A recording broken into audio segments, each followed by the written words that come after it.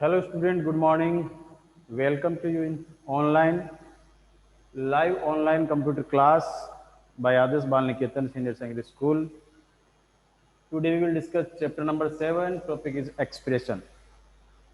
To start now, तो student expression क्या है? What is expressions?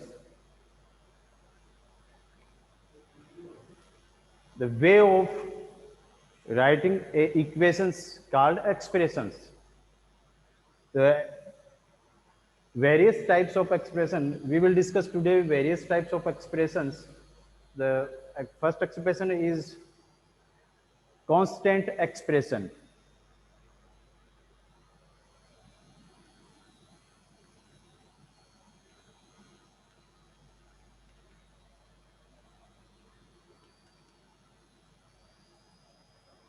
Constant expression, constant expression क्या होता है इसके बारे में डिस्कस करते हैं. देखो, कांस्टेंट और एक वेरिएबल.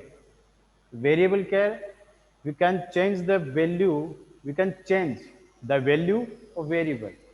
वेरिएबल की जब वैल्यू चेंज होती है, हो सकती है, but can't change value of constant.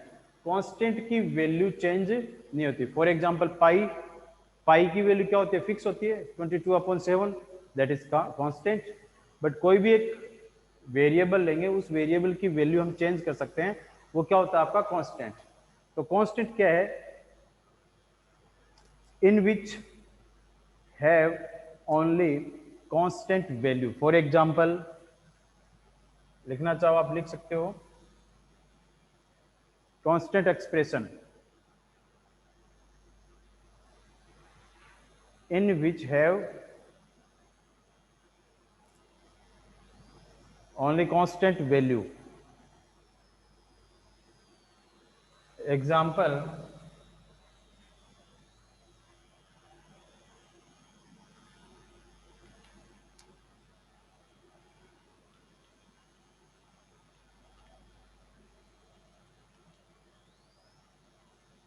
Ten plus 20 into 5.3. It means ये कांस्टेंट है, बट इसकी वैल्यू कभी चेंज नहीं होती. क्यों? क्योंकि अभी हमने वैल्यू हमने फिक्स कर दी कि भाई 20 है तो 20 है, 10 है तो 10 है, 5.3 है. कोई भी एक वैल्यू आप लिखोगे, वो क्या होता है? आपका कांस्टेंट. नेक्स्ट है इंटीग्रल एक्सप्रेशन. ये छोटे छोटे एक्सप्रेशन मीन्स ये है कि आप देख के उनको फाइंड आउट कर सकते हो कि भाई ये क्या है. तो आपने देखा 10 प्लस 20 मीन्स क्या है? आप प्लस हो रहा है ना. तो ये जो एक्सप्रेशन है, ये क्या है? एक operator. Plus is a operator, और ऑपरेटर क्या? एक अर्थमेटिक ऑपरेटर है. तो ऑपरेटर का यूज करके आप कोई भी इक्वेशन लिखते हो, दैट इज एक्सप्रेशन. अब उस एक्सप्रेशन को आप क्या अलग अलग लिखने का जो वे होता है, एक way of writing any equation called expression. बस उसको देख के हम आइडेंटिफाई कर सकें कि ये है क्या. ये इक्वेशन है जो आपको कंप्लीट करनी है. एक टास्क है आपके पास, उसको आपको कैलकुलेट करना है. नेक्स्ट है इंटीग्रल एक्सप्रेशन.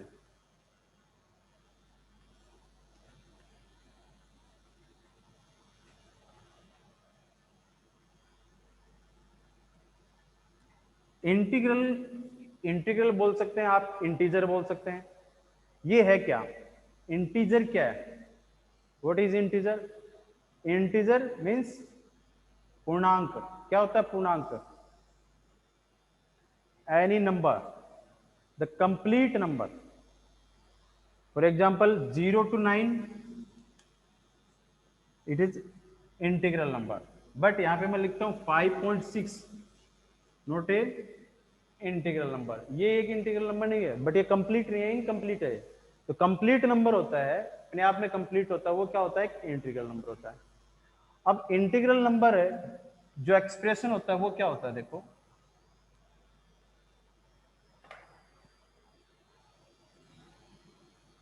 लिखिए integral expression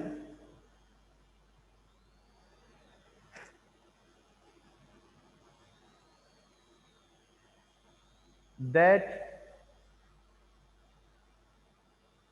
give integer, that give integer result. After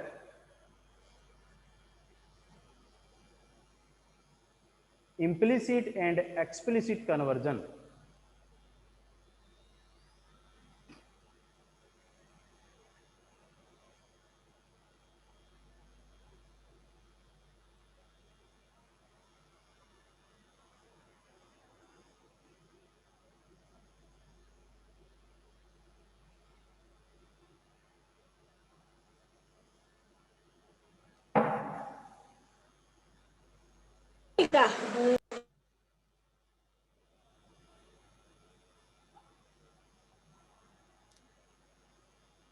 आया समझ में? मतलब it give result, it gives integer result after implicit and explicit expression. यानी यहां पर आपको इसको समझने के लिए इम्प्लिसिट और एक्सप्लिसिट कन्वर्जन को समझना जरूरी है कि भाई इम्प्लिसिट और एक्सप्लिसिट कन्वर्जन है, उसके बाद में भी ये रिजल्ट किस टाइप का हमें मिलता है, इंटीजर ही मिलता है। फॉर एग्जाम्पल मैं यहां पे लिखता हूं x प्लस वाई इंटू 10। यहां पर क्या हुआ, देखो x और प्लस वाई क्या है, एक वेरिएबल है। इस वेरिएबल को आप किससे मल्टीप्लाई कर रहे हो, 10 से मल्टीप्लाई कर रहे हो। तो अब कोई भी वेरिएबल को आप 10 से मल्टीप्लाई करेंगे या फिर कोई भी एनी नंबर से आप मल्टीप्लाई करते हो, बट इस रिजल्ट क्या होगा, रिजल्ट कैसा आएगा इसमें, इंटीजर रिजल्ट ही आएगा। तो वी गेट इंटीजर रिजल्ट। ठीक है, नेक्स्ट है एक एग्जांपल और बताता हूं आपको। 5 प्लस इंट 7.2, यहां पे मैं मल्टीप्लाई का साइन कर देता हूं। अब इसका रिजल्ट क्या होगा स्टूडेंट, देखिए अब ये 7.2 क्या है, एक इंटीजर नंबर है क्या, नहीं है ना इंटीजर नंबर, ये क्या एक फ्लोटिंग नंबर है। अब फ्लोटिंग नंबर को मैंने किस में कन्वर्ट कर दिया, यहाँ पे किसका डेटा टाइप यूज कर लिया, किसमें कन्वर्ट कर दिया, इंटीजर में। अब ये फ्लोट टाइप किस में कन्वर्ट हो जाएगा, पहले इंटीजर में। इट मीन्स यहाँ पे क्या आ जाएगा, 7.2 की जगह 7.2 हट जाएगा, तो एक इंटीजर नंबर हो जाएगा। और 7 आने के बाद में हम 5 से इसको मल्टीप्लाई करेंगे तो क्या आएगा 35, तो रिजल्ट विल बी 35। तो इस तरीके से हम कोई भी, ये था आपका क्या, ये एक मैंने आपको बताया था एक्सप्लिसिट और इम्प्लिसिट कन्वर्जन क्या होता है। तो एक्सप्लिसिट कन्वर्जन क्या होता है कि जब आप बिग डेटा साइज के जो भी डेटा हैं उनको आप स्मॉल साइज में कन्वर्ट करते हो, तो वो क्या होता है आपका एक्सप्लिसिट। ठीक है, और इम्प्लिसिट क्या होता है, जब स्मॉल डेटा साइज को हम कन्वर्ट करते हैं बिग डेटा साइज में। मींस यहाँ पे क्या था आपका 7.2, तो 7.2 क्या एक फ्लोट नंबर है, और ये कितनी बाइट लेता है, 4 बाइट लेता है। 4 बाइट में हमें किस में कन्वर्ट करना है, इंटीजर। इंटीजर कितनी बाइट लेता है, 2 बाइट। यानी 4 से किस में कन्वर्ट कर रहे हैं, 2 में। यानी कि बिग डेटा साइज है उसको हम कन्वर्ट कर रहे हैं स्मॉल में, और स्मॉल में करने के बाद में हमने क्या किया, 5 के साथ में इसको मल्टीप्लाई किया है। इट मीन्स आप एक्सप्लिसिट कन्वर्जन हो चाहे इम्प्लिसिट कन्वर्जन हो, कोई भी कन्वर्जन करने के बाद में after we get result in integral, that is integral expression. ठीक है, next float expression.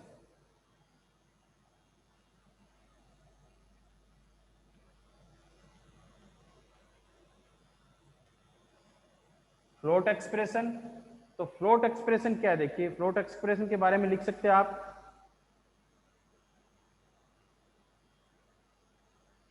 this expression that give float type result, its expression, that expression एक ही बात है, expression that give float type result, float type result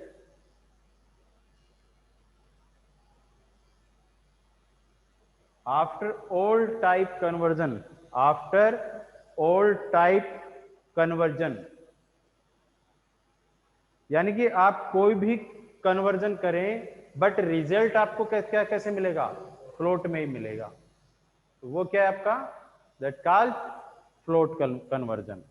for example मैं यहां पे लेता हूं एग्जांपल 7 प्लस फ्लोट 10। ठीक है, अब ये 10 क्या है, it is a integer number. अब इसको किस में कन्वर्ट किया हमने, फ्लोट में, और फ्लोट में कन्वर्ट करने के बाद में 7 से इसको क्या किया, प्लस किया। तो अब आपका रिजल्ट क्या आएगा, 0.0 लग जाएगा इसके आगे। यही है ना कि भाई जो इस 10 है तो ये 10 किस में कन्वर्ट हो जाएगा, सबसे पहले 10.0 में, और 10.0 को हमने 7 से प्लस किया तो result will be 17.0, because float we convert float conversion, float expression. और फ्लोट एक्सप्रेशन में क्या है, रिजल्ट आपको कैसे मिलेगा, फ्लोट के अंदर ही मिलेगा। नेक्स्ट है पॉइंटर एक्सप्रेशन।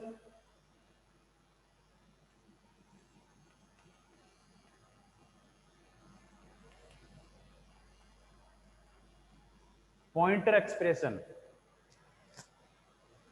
पॉइंटर एक्सप्रेशन में लिखेंगे आप, the pointer expression has a result address value,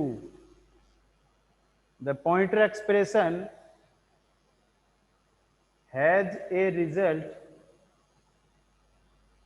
address value.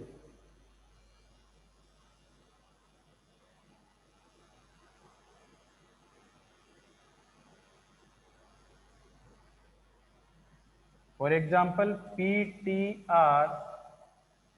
ptr equal address I, here ptr is a pointer variable। यहां पर पॉइंटर क्या है, एक वेरिएबल है, एक पॉइंटर टाइप वेरिएबल है। अब ये क्या कर रहा है, एक नॉर्मल वेरिएबल का एड्रेस कहां पे ट्रांसफर कर रहे हैं, पॉइंटर टाइप के वेरिएबल में हम ट्रांसफर कर रहे हैं। तो अब इस आई का जो है वैल्यू, आई का जो एड्रेस है वो कहां पे चला जाता है, पीटीआर में। और पॉइंटर एक्सप्रेशन क्या करता है, अब इसके एड्रेस को होल्ड करता है, मैंने आपको बताया था, यही मैंने अभी लिखवाया है। जो इस पॉइंटर एक्सप्रेशन में क्या है, पॉइंटर का जो एड्रेस है वो हमें क्या करता है, रिप्रेजेंट करते हैं, वो क्या करते हैं, इसको रिप्रेजेंट करते हैं।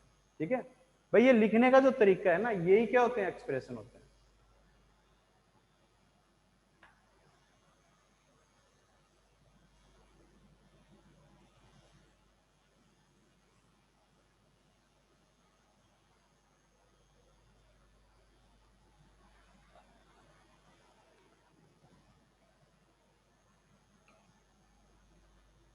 हाँ नेक्स्ट, अब है relational expression.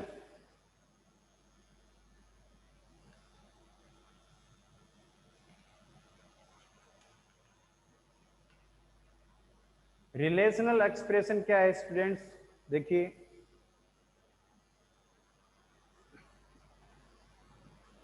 In which expression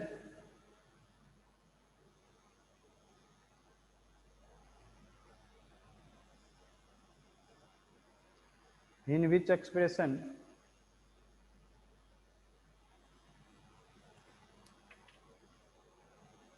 give boolean type result, क्या हुआ, boolean, BOOLIAN, boolean, in which expression give boolean type result। तो ऐसे एक्सप्रेशन जो boolean टाइप रिजल्ट हमें देते हैं। अब ये boolean टाइप रिजल्ट क्या होता है, इसके आगे लिखो आप, it's may be true and false, it's may be true and false. ये आपका ट्रू भी हो सकता है और फॉल्स भी हो सकता है अकॉर्डिंग टू कंडीशंस। अब देखिए इसका जो क्या है, देखिए यहां पर जो रिजल्ट होगा वो कैसा होगा, देखिए यहां पे मैं लिखता हूं x greater than equal y, x sorry less than, greater than less than equal y।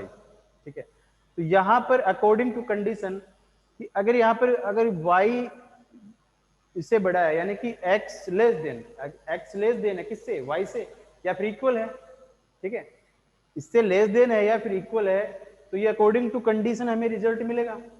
तो इस तरीके के जो एक्सप्रेशन होते हैं वो क्या होता है आपका, तो ये बूलियन रिजल्ट मिलते हैं। और बूलियन मीन्स क्या होता है, आपके 0 और 1, या तो 1 यानी कि ट्रू होगा या फिर फॉल्स होगा। अगर आप कोई भी वेरिएबल्स के बीच में कंपेयर करेंगे तो आपके पास में क्या आएगा, कंपेयर करने के बाद में आपका जो रिजल्ट होगा वो किस टाइप का होगा, 0 और 1 में हो गया, ट्रू और फॉल्स होगा, तो उनको बोलते हैं बूलियन रिजल्ट।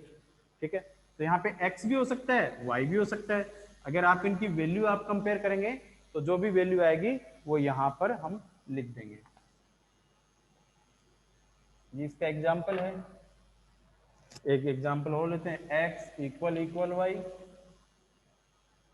नेक्स्ट है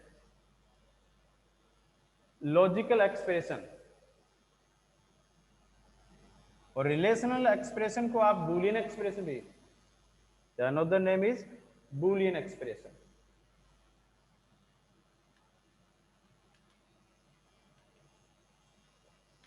लॉजिकल एक्सप्रेशन, लॉजिकल एक्सप्रेशन क्या होता है, देखो लॉजिकल एक्सप्रेशन में इसमें आप क्या करेंगे, मल्टीपल कंडीशंस होती हैं, जॉइन ए मल्टीपल कंडीशन, तो लिखो इसके बारे में, the expression that join, the expression that join two और मोर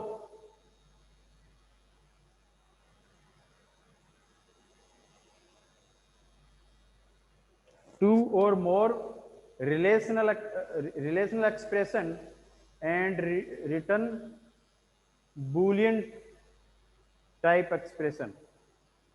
यहां पर आपके या एक या दो से ज्यादा कंडीशंस होती हैं और जो रिजल्ट होगा वो बूलियन में आएगा।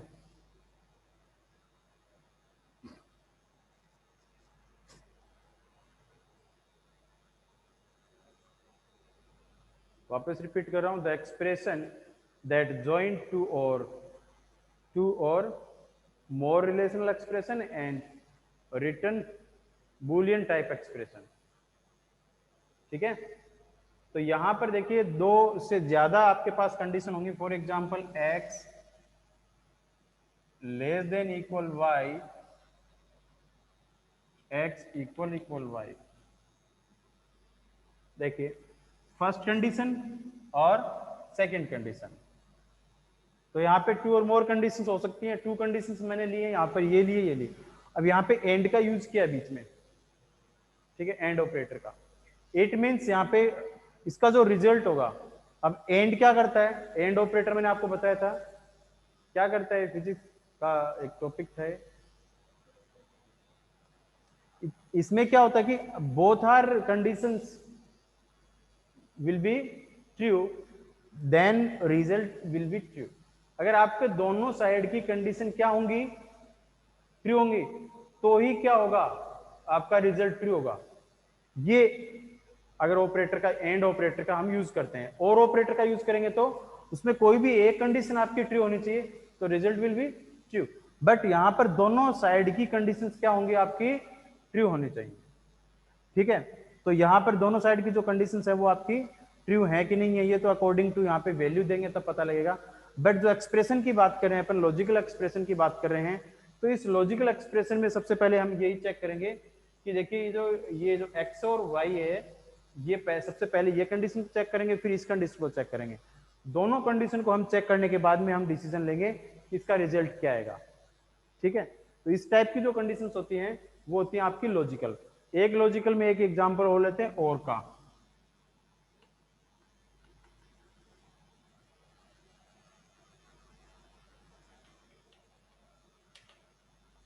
आप और ऑपरेटर का भी यूज करके ये भी लॉजिकल एक्सप्रेशन, यानी कि अगर इसमें दोनों साइड की एक कंडीशन भी आपकी क्या है, ट्रू है, तो रिजल्ट क्या आएगा आपका, ट्रू रहेगा।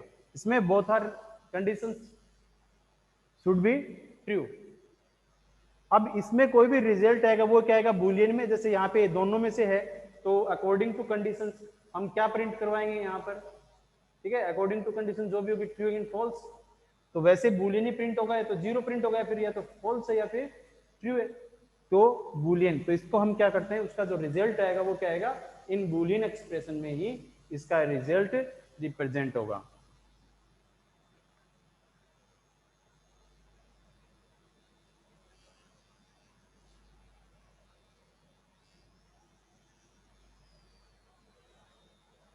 नेक्स्ट है bit wise expression.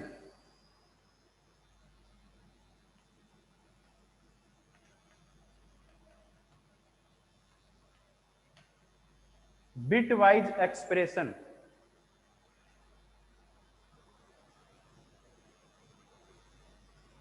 It's used to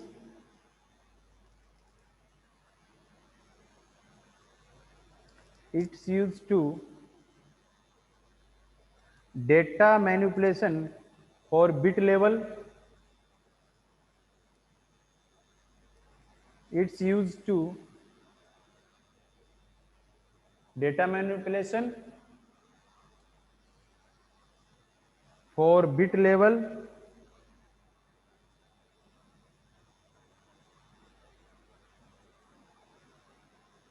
and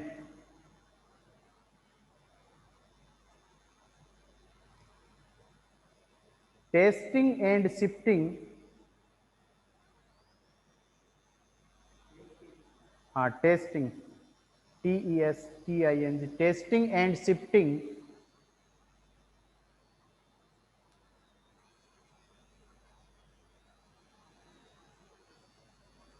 of bits.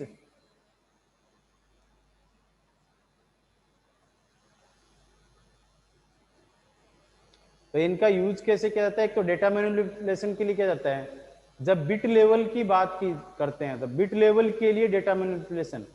अब डेटा मैनिपुलेशन क्या होता है और बिट लेवल क्या होता है इसको समझते हैं। और इनका जो यूज है किसके लिए किया जाता है? टेस्टिंग के लिए और शिफ्टिंग के लिए। किसका? बिट का, क्योंकि ये नाम क्या है? बिट एक्सप्रेशन है। अब इसको समझने से पहले हम बिट की बात करते हैं कि बिट क्या होता है। तो bit is a smallest unit of memory, computer memory. Bit is a smallest unit of computer memory. तो कंप्यूटर मेमोरी की जो सबसे छोटी इकाई है उसको हम क्या बोलते हैं? बिट बोलते हैं। अब बिट को शिफ्ट करना और बिट को टेस्ट करना, तो बिट को टेस्ट करना, बिट को शिफ्ट करना, इसके लिए हम बिट वाइज एक्सप्रेशंस का यूज करते हैं। तो देखिए यहां पर क्या देर आर, शिफ्टिंग को पहले बता देता हूं। फॉर एग्जाम्पल लिखो,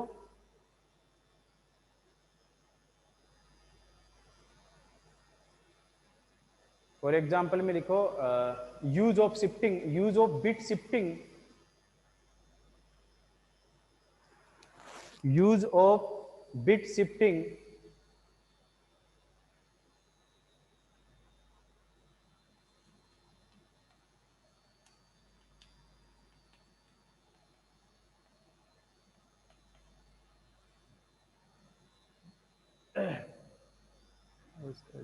एफ आएगा ना, bit shifting, use of bit shifting. ठीक है, किस तरीके से बिट को हम शिफ्ट करेंगे। तो यहां पर there are two type, there are two type, right and left shift, right and left shifting.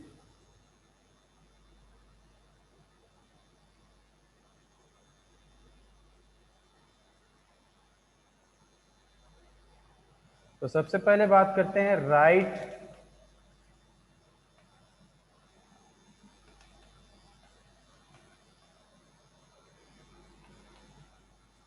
Right shifting की। तो राइट शिफ्टिंग के लिए हम एक ऑपरेटर यूज करते हैं, उसको बोलते हैं बिटवाइज ऑपरेटर। और ये वो ऑपरेटर है इस तरीके से, ठीक है। डबल आप जैसे इंसर्शन ऑपरेटर का यूज करते हैं, एक्सप्रेशन ऑपरेटर का यूज करते हैं।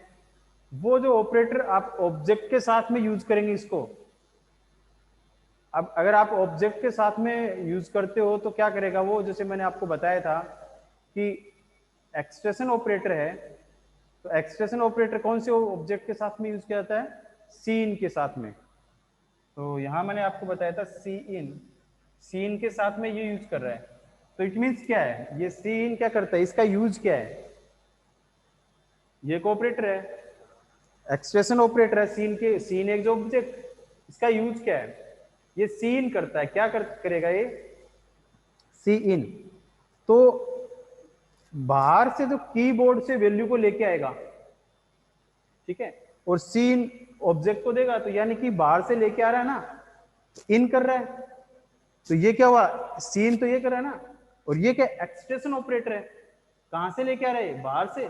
तो बाहर से कोई चीज लेके आएगा तो क्या करेगा, एक्सप्रेशन ऑपरेटर का यूज करेंगे ना, और सी इन को दे देगा, सी इन इसको इन कर देगा। तो ये ऐसे ही क्या करेगा, ये कोई भी शिफ्ट करता है, एक जगह से कोई भी बिट लेके आएगा उसको दूसरी जगह क्या करेगा, शिफ्ट करेगा। तो ऐसे ही मैं अगर ये यूज करता हूं, इसका यूज यहां पर करता हूं, x और 1। अब देखो मैंने सीन का यूज नहीं किया, बट x इक्वल इक्वल 1। तो एग्जांपल लेते हैं, यहां पर x की वैल्यू मैं यहां पर रखता हूं 10। x की वैल्यू क्या है, 10। x की वैल्यू 10 है। अब कंप्यूटर इसको 10 मानेगा क्या, 10 तो ये डेसिमल नंबर है ना, कंप्यूटर तो बाइनरी में काम करता है। अब बाइनरी काम करेगा तो 10 की वैल्यू क्या हो जाएगी, अब 10 की वैल्यू को हम किस में कन्वर्ट करेंगे पहले। अब मान लीजिए आपका जो कंप्यूटर है वो 8 बिट का है, 8 बिट का कंप्यूटर है। तो 8 बिट का कंप्यूटर किस तरीके से एक वैल्यू को इन करता है और आउट करता है। कितने ब्लॉक बन गए आपके, 8 ब्लॉक बन गए, ठीक है।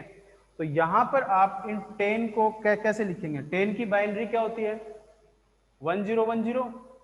इसको आप बाइनरी में कन्वर्ट करेंगे तो इस तरीके से लिखेंगे, ठीक है, 1010।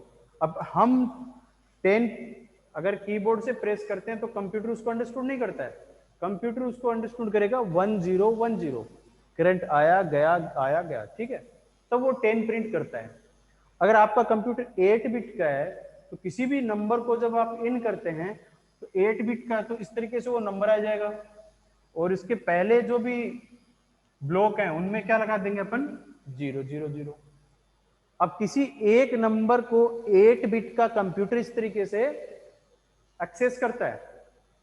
अब हमने क्या किया, अब ये क्या है, ये बिट है, क्या है, बिट है, 1 बिट 2 बिट 3 बिट 4 बिट इस तरीके से बिट है, तो 8 बिट हो गया ना टोटल। अब इस 8 बिट में नंबर कैसे रिप्रेजेंट करते हैं, ऐसे।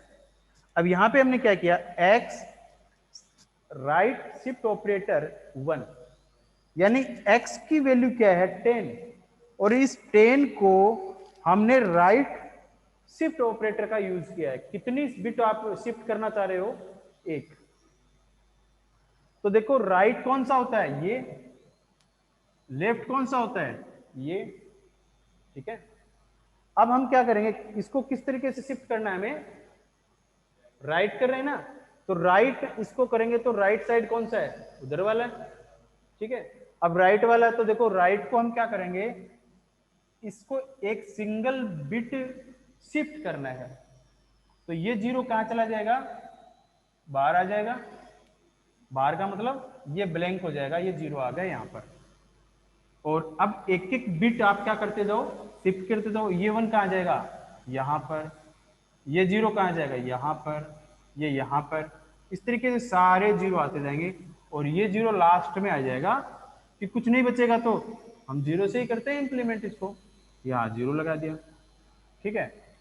अब देखो 1 से पहले ये 0, ये क्या है, ये कुछ नहीं होता है, ये तो नथिंग होता है, तो 101। अब 101 की वैल्यू क्या है, 5। अब जब आप कोई x की वैल्यू आप 10 थी और आपने एक सिंगल बिट आपको क्या कर दिया, शिफ्ट कर दिया, तो x की वैल्यू प्रिंट करेंगे तो क्या आएगी, 5, क्योंकि 5 ही रह गया। और ऐसे ही आप क्या करेंगे, इसको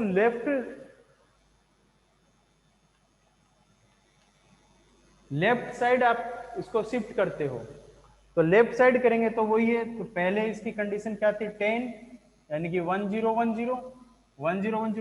अब इसको आप क्या कर रहे हो, लेफ्ट साइड फिक्स कर रहे हो, तो ये 1 कहां जाएगा, यहां पर, यहां 0, यहां 1, यहां 0, ये ब्लैंक, ये इधर आ जाए, आके आगे लग जाएगा। अब यहां से जो 3 0 है इनकी कोई वैल्यू नहीं है, तो 10100। अब इसका जो वैल्यू होता है वो होता है 20, यानी x की वैल्यू 10 थी और आपने इसको लेफ्ट साइड शिफ्ट किया, तो x की वैल्यू क्या हो जाएगी, डबल, क्या हो जाएगी, 20, ठीक है। ये आपका एक नॉर्मल सा आपको मैंने बताया कि छोटी मोटी चीजें हैं ये आपको आने चाहिए। तो ये क्या था, आपका बिट वाइज एक्सप्रेशन था, ठीक है। बट ज्यादा इसमें इतना ज्यादा वो नहीं है, बस आपको समझना जरूरी है। ये होता क्या है, ठीक है। नेक्स्ट है असाइनमेंट एक्सप्रेशन।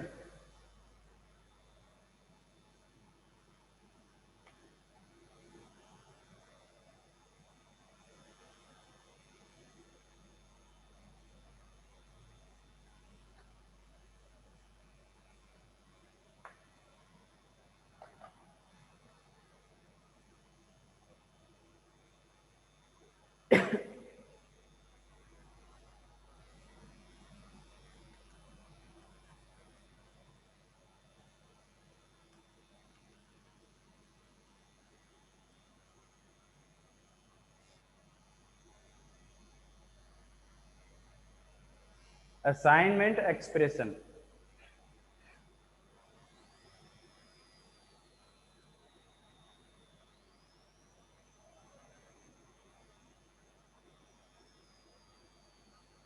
तो असाइनमेंट एक्सप्रेशन क्या होता है, the transfer this sorry in which expression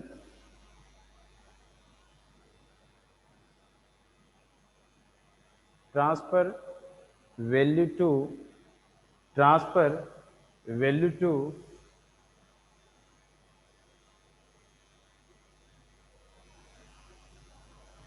variable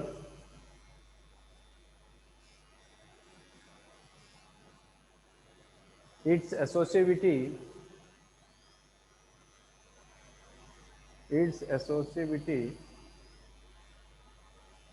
is right to left। It means ये क्या करता है, राइट टू लेफ्ट ही काम करता है।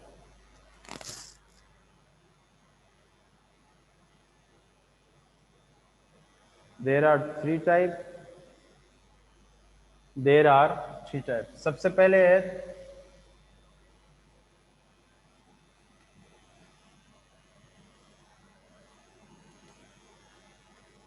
Assignment, चैंड assignment expression, चैंड assignment.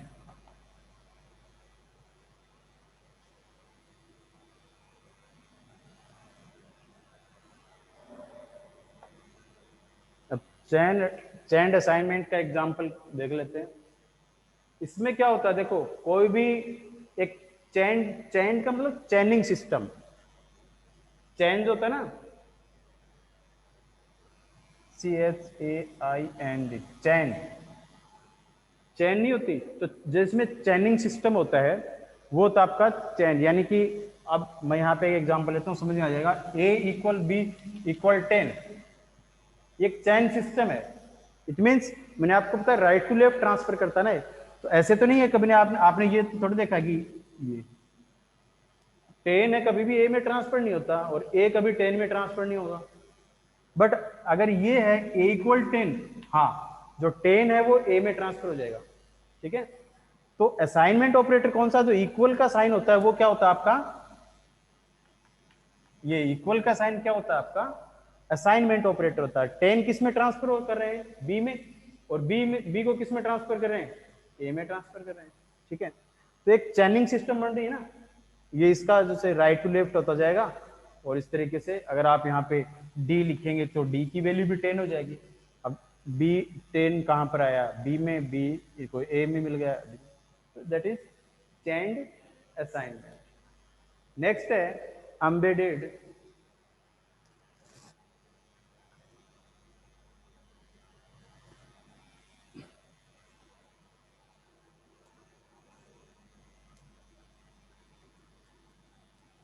Embedded assignment.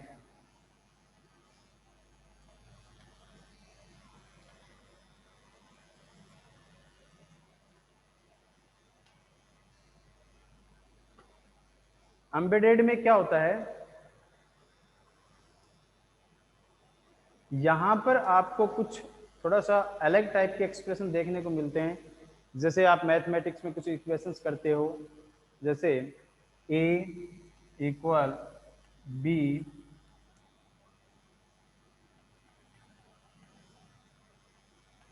+ 10, तो ये इसका इस टाइप के जो एक्सप्रेशन होते हैं, अब यहाँ पे देखो आपको क्या मिल रहा है, यहाँ पे इक्वल है, यहाँ पे इक्वल है, इट मीन्स कितने आपको असाइनमेंट है, 2 है ना। तो पहले इनको सोल्व करेंगे, तो सबसे पहले जो हम बोर्ड मास का एक रूल होता है ब्रैकेट ओपन, तो ब्रैकेट वाले को सोल्व करेंगे। तो पहले जो ये है ना एम्बेडेड असाइनमेंट है, एम्बेडेड मतलब सबसे पहले आपको क्या करना है, according to rule BODMAS rule आपको ब्रैकेट को ओपन करना है। अब बी की वैल्यू क्या हो गई, 20 ना भाई, बी इक्वल क्या है 20। अब 20 तो ये होगी, अब बी यहाँ पे 20 आ रहा है, फिर बी में हम प्लस करके क्या करेंगे 10, और फिर ए की वैल्यू क्या हो जाएगी 30। तो इस टाइप के जो एक्सप्रेशन होते हैं वो होते हैं आपके embedded assignment. Next, compound assignment.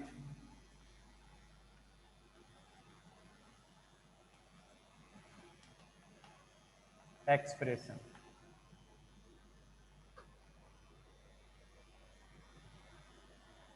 Compound assignment में क्या, इसको शॉर्टकट असाइनमेंट भी बोलते हैं ना, कंपाउंड में क्या बोलते हैं, शॉर्टकट असाइनमेंट। अब इस टाइप के जो असाइनमेंट होते हैं उनमें क्या होता है कि अब आप एक चैंड असाइनमेंट पढ़ा उसका एक शॉर्टकट बना लेंगे, ठीक है, कैसे, देखो अगर यहाँ पे इक्वल से ए इक्वल बी प्लस 1, ए इक्वल ए प्लस 1 लिखा हुआ है, ए इक्वल ए प्लस 1। अब यहां पर देखो ए इक्वल ए प्लस 1 है,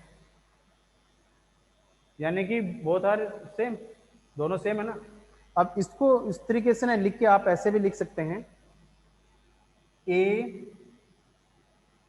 प्लस इक्वल 1। देखो ये प्लस आपको कहाँ लेने के आना है, इधर, फिर इक्वल इधर, फिर ये 1 आ जाएगा यहाँ पर। तो इस टाइप के जो इक्वेशंस हैं, जैसे आपने ये लिखा, इट मीन्स ये भी सेम है और ये भी सेम, समझ रहे हो। देखो ए मैंने एक ही बार यूज किया है ना, बस आपको सिंबल यूज करना है, इक्वल का सिंबल आपको बाद में यूज करना है, प्लस का आपको, देखो ए प्लस इक्वल 1, यानी ए कहां पे ट्रांसफर हो रहा है, वही तो सेम ही तो है। अभी हमने क्या किया, 1 है ऐसे लिखा, ए किस में ट्रांसफर हो, 1 किस में ट्रांसफर हो रहा है, ए में, तो यहां भी तो ट्रांसफर हो रहा है, बट ये प्लस होके हो रहा है, इट मीन्स ए प्लस, यानी कि ये जुड़ रहा है, डायरेक्ट ट्रांसफर नहीं हो रहा, प्लस हो रहा है, प्लस किस में हो रहा है, इसी में। अब इसकी जो भी वैल्यू थी, अब ए की वैल्यू है मान लीजिए पहले से 5, ठीक है, और 1 इसमें हो रहा है, तो 5 में प्लस होने के बाद में ए की वैल्यू क्या हो जाएगी 6, ठीक है। तो यहां भी देखिए आप, इसकी वैल्यू 5 है, तो 5 प्लस 1 और 6, दैट इज कंपाउंड असाइनमेंट। ये क्या है आपका कंपाउंड असाइनमेंट, तो इसका शॉर्टकट भी बोलते हैं इसको, ठीक है।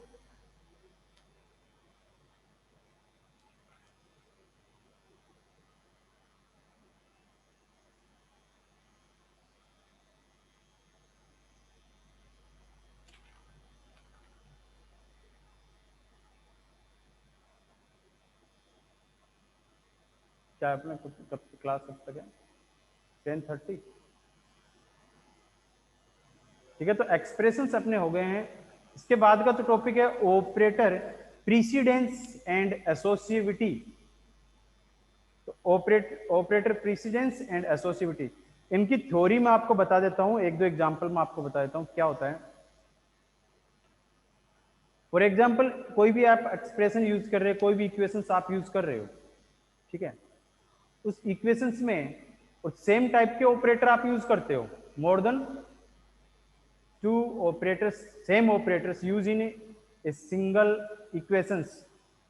तो कैसे हम फाइंड आउट करेंगे, ठीक है, how to solve equations when use same operator in single equations. आपके पास क्या है, एक सिंगल इक्वेशंस है, इट मींस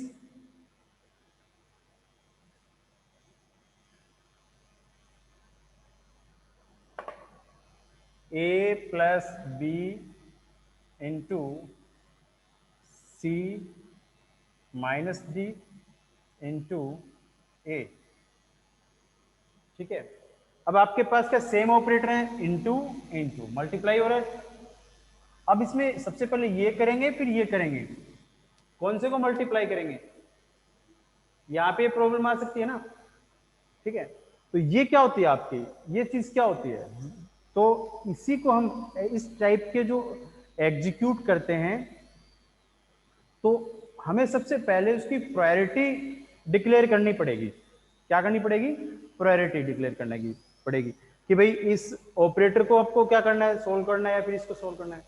तो ये हमें पहले कौन से ऑपरेटर की फर्स्ट प्रायोरिटी है और कौन से की सेकंड प्रायोरिटी है। तो यहां पर सबसे पहले हम ये चेक करेंगे, जो ऑपरेटर हैं जो हाई प्रायोरिटी की है और एक लो प्रायोरिटी के हैं, उनको कैसे फाइंड आउट करेंगे। तो इसी चीज को क्या बोलते हैं, ऑपरेटर प्रीसीडेंस। क्या बोलेंगे, प्रीसीडेंस। तो यहां पर देखिए दो, ये पूरे को तो क्या बोलते हैं, ऑपरेटर काफी, इसमें प्लस ऑपरेटर है आपका, इनटू है, और यहाँ पे डिवाइड भी कर सकते हैं, जेड।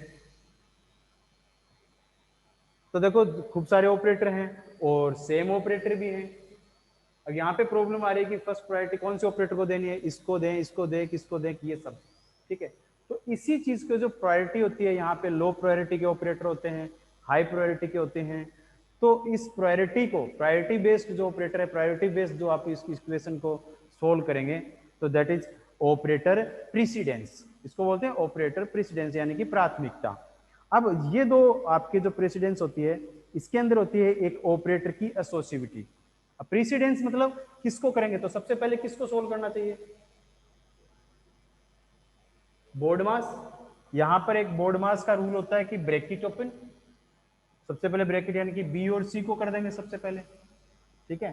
फिर प्लस ए माइनस, नहीं bracket open, sorry, C D into A D, division, इसको डिवीजन करेंगे पहले, ठीक है। तो ए जेड को डिवीजन कर दिया, फिर बोर्ड मास मल्टीप्लाई करेंगे, फिर डी से मल्टीप्लाई, फिर एडिशन करेंगे, फिर सब्सट्रैक्ट करेंगे। तो इस टाइप से हम क्या करेंगे, प्रायोरिटी बेस, प्रायोरिटी बेस जो आपके सिंबल्स होते हैं उनको क्या करेंगे, एग्जीक्यूट करेंगे। That is operator precedence. आ गया समझ में। अब आती है एसोसिएटिविटी। एसोसिएटिविटी क्या होती है, अब वो जो मैंने आपको स्टार्टिंग में बताया था कि भी सेम ऑपरेटर आ जाएं तो कौन से को पहले करें, ठीक है। तो इसके लिए क्या करेंगे, हम यहां पे ऑर्डर डिक्लेयर करेंगे। हो सकता है इसको पहले करें, इसको पहले करें, अभी हमें कंफर्म नहीं है, बट जिसको भी हमें करना है पहले सोल्व, तो उसके लिए हमें एक रूल अप्लाई करना पड़ेगा। उसी रूल को क्या बोलते हैं, ऑपरेटर एसोसिएटिविटी, ठीक है। तो ये थे आपके ऑपरेटर एसोसिएटिविटी और प्रीसीडेंस। रूल बनाना है सेम ऑपरेटर को सोल्व करने के लिए, दैट इज ऑपरेटर एसोसिएटिविटी। और प्रीसीडेंस मींस भाई कोई भी किस ऑपरेटर को आप पहले प्रायोरिटी दे रहे हो, जो हाई प्रायोरिटी, तो इनकी लिस्ट है। ऐसे नहीं कि हम अपने हिसाब से रूल बनाएंगे, पहले से इसके रूल्स बने हुए हैं, इसकी लिस्ट अपने पास बुक के अंदर, वो देख लेना कौन सा ऑपरेटर पहले सोल्व, ठीक है। ओके स्टूडेंट, नेक्स्ट टॉपिक होगा अपना कल के लिए ऑपरेट कंट्रोल स्ट्रक्चर।